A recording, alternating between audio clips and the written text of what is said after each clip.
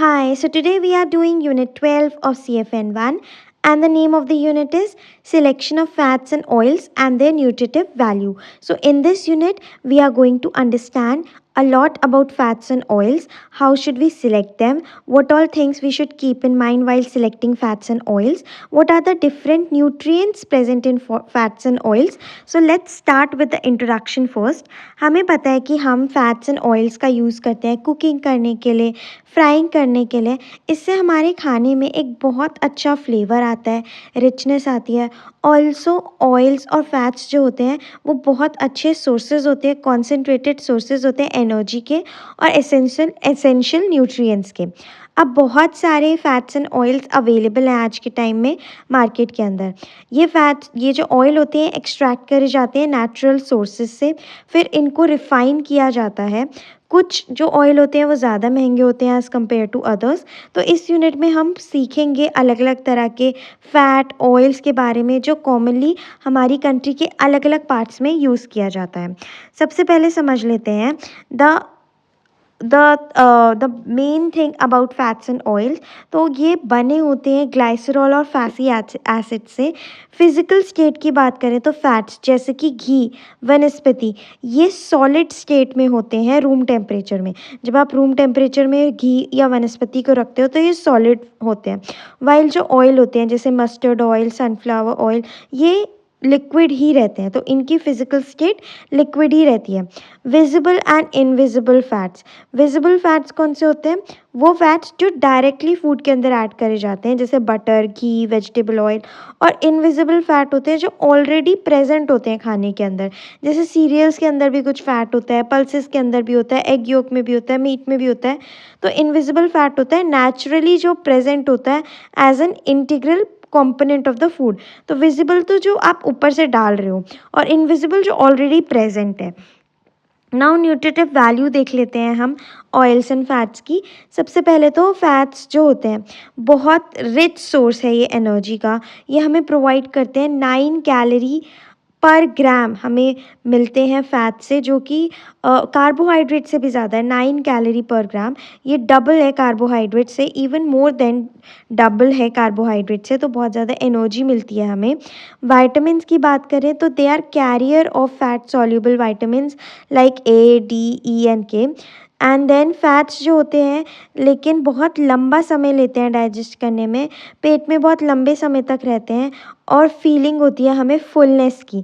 जब हम कंज्यूम करते हैं फैट रिच फूड तो उससे हमें बहुत टाइम तक फुलनेस फील होती है।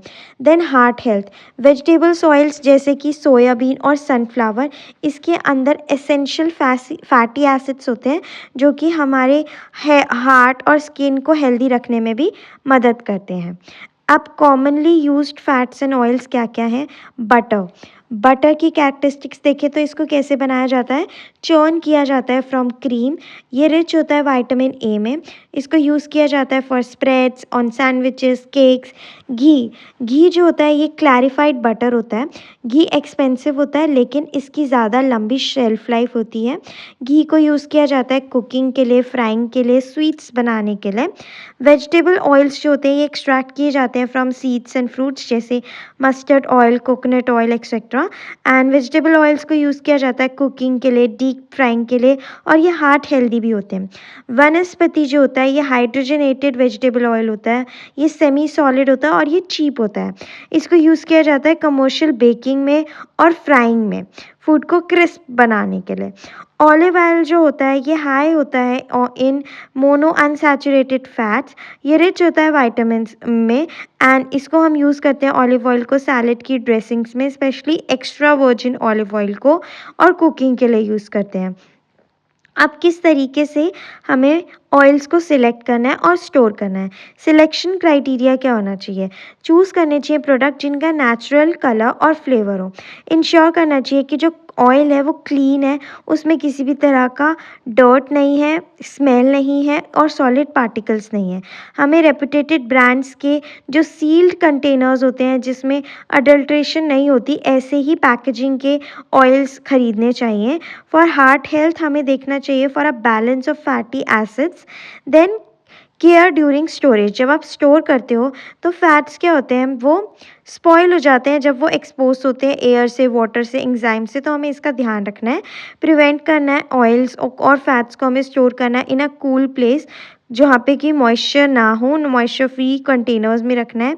एंड रीयूज़, अगर हम रीयूज़ कर रहे हैं ऑयल को फ्राइंग के बाद, तो हमें उसे पहले स्ट्रेन करना होगा, छानना होगा कि जो भी फूड पार्टिकल्स हैं पहले कि वो उसमें से हट जाए, and we can use it within a short duration. Then role in food preparation, oils and fats का क्या रोल होता है फूड प्रिपरेशन में। पहला तो ये अपने आप में कुकिंग मीडियम है, हम इसको यूज़ करते हैं फ्राइंग के लिए, चाहे वो शैलो फ्राइंग हो, चाहे वो डीप फ्राइंग हो। शैलो फ्राइंग जैसे कि डोसा, डीप फ्राइंग जैसे कि समोसास बनाने के लिए। Then shortening agent, biscuits, pastries में भी यूज़ किया जाता है इसको, और इसको यूज़ किया जाता है क्रिस्प बनाने के लिए, चीज़ों को टेंडर टेक्सचर के लिए। टेक्सचर एंड फ्लेवर, तो ऑयल, बटर, फैट, इससे रिचनेस आती है और ऐसी फीलिंग आती है मेल्ट इन द माउथ वाली। अगर आप बिस्किट्स खाओ जो कि बटर बिस्किट्स हो, तो you can feel the feeling of melt in the mouth by while having it. Then changes on heating, जब हम हीट करते हैं ऑयल को तो क्या क्या चेंजेस आते हैं। स्मोकिंग पॉइंट, स्मोकिंग पॉइंट क्या होता है, टेम्परेचर जिस पे जो फैट है वो डिकम्पोज होता है और वो एमिट करता है इरिटेटिंग ब्लू स्मोक, उसे हम कहते हैं smoking point.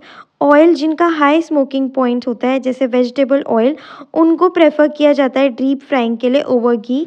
Then absorption, food absorb करता है ज़्यादा फैट अगर जो ऑयल है वो ज़्यादा गर्म नहीं है, तो हमें इस चीज़ का ध्यान रखना है। और अगर ओवर हीटेड है तो कभी कभी खाना जल भी जाता है बाहर से और अंदर से कच्चा रह जाता है, तो हमें ध्यान रखना है टेम्परेचर का।